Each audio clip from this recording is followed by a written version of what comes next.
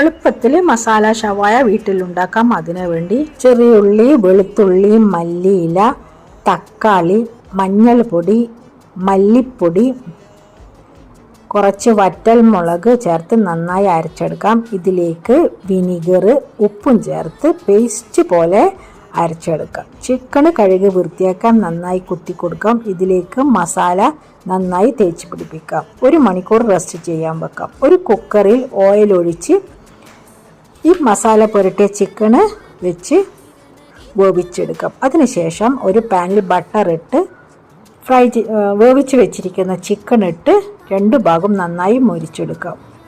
ബാക്കിയുള്ള മസാല ചിക്കൻ്റെ മുകളിലിട്ട് നല്ല അടിപൊളിയായിട്ടുള്ള മസാല ഷവായ റെഡി. ഫ്രഞ്ച് ഫ്രൈസും മയോണീസും കുബൂസിൻ്റെയും കൂടെ കഴിക്കാൻ സൂപ്പർ ടേസ്റ്റ്. Thank you.